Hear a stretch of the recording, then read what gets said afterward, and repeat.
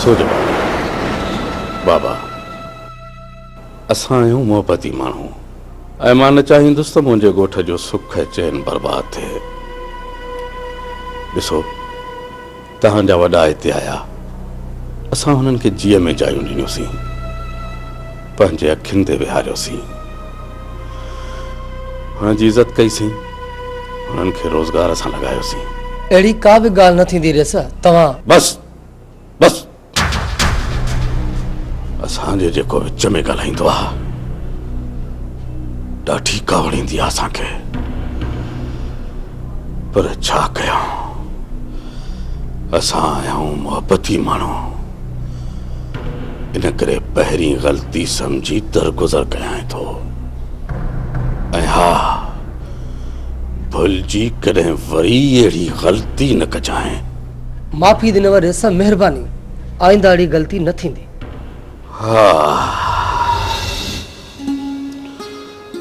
त मूं ॻाल्हि पे कई त असां आहियूं मोहबती माण्हू, जेको मोहबत ॾींदो आहे ऐं असांजे चवण ते हलंदो आहे, असां उन जे मथां सिर बि कुर्बान करे छॾींदा आहियूं। पर जेको असांजे चए खां ॿाहिरि वेंदो आहे, उनखे पंहिंजे पेर जो थुॾो हणी हिन ॻोठ खां ई ॿाहिरि कढी छॾींदा आहियूं। इन्हीअ करे मूं अव्हां खे हिते घुरायो आहे। तव्हां जेको बि कदम खणंदव, अव्हां खे मूं सां सलाह करणी पवंदी, छो त बाबा असां आहियूं मोहबती माण्हू, जेको न कुर्ब ॾींदो आहे उन जे मथां दिलावर सिर बि कुर्बान करे छॾींदो आहे। ऐं जेको असांखे धोखे ॾियण जी कोशिश कंदो आहे, हुन जूं अखियूं कढी कावनि खे उछलाए ॾींदा आहियूं। बाबा, छो त असां आहियूं मोहबती माण्हू ऐं मोहबत करण वारनि जे मथां सिर बि कुर्बान करे छॾींदा आहियूं, छो त असां आहियूं मोहबती माण्हू ऐं मोहबती माण्हू कंहिंजी धौंस बर्दाश्त न आहिनि कंदा। इहे नी असांजे रेस दे वीचार, जे असां इकी ॿधी हिननि हलसूं ऐं सलाह मशवरो हिननि त सभई ख़ुशि रहसूं ओधर ते। हाणे तव्हां ॿुधायो त तव्हां छा सोचियो आहे ऐं छा करणु चाहियो था? रेस, मां सभ खां पहिरियां हिक कारीअ खे थो मारणु चाहियां। न न, कॾहिं बि न, अहिड़ो पाप तव्हांखे करण मां न ॾींदुसि। दिलावर ख़ान त हिक मामूली पखीअ जो रत ॾिसण बर्दाश्त न कंदो आहे, ऐं तव्हां माण्हू माण्हू जी ॻाल्हि पिया कयो? न न बाबा, कॾहिं बि न। ॾिसो, असां आहियूं मोहबती माण्हू, असांखे मासूमनि जो रत वहाइण यार सुणे कोन थो। पर रेस, हूअ कारी आहे, कारी, ऐं कारी जो अंजाम सिर्फ़ मौत हूंदो आहे, मौत। कारी मन आहे, मन। जे असां हिन दिल जी काराण खे धोई छॾियूं न, त हिते का बि कारी कान्हे। अड़े चरिया हीअ त शाह सचल ऐं सामीअ जी धरती आहे। उन्हीअ जे मिठड़नि ॿोलनि सां सजायल पंहिंजे अखियुनि जे मथां या अंध जी पटी लाहे बसि पंहिंजे प्यार खे,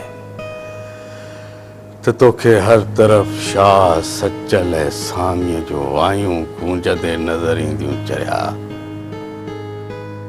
तोखे घर घर मां मिठड़ा ॿोल ॿुधण में ईंदा, जे तूं मुंहिंजे दिल सां बसी ऐं मुंहिंजे कननि सां उहे मिठड़ा ॿोल ॿुधी, त तूं बि मिठड़ो माण्हू बणिजी वञे।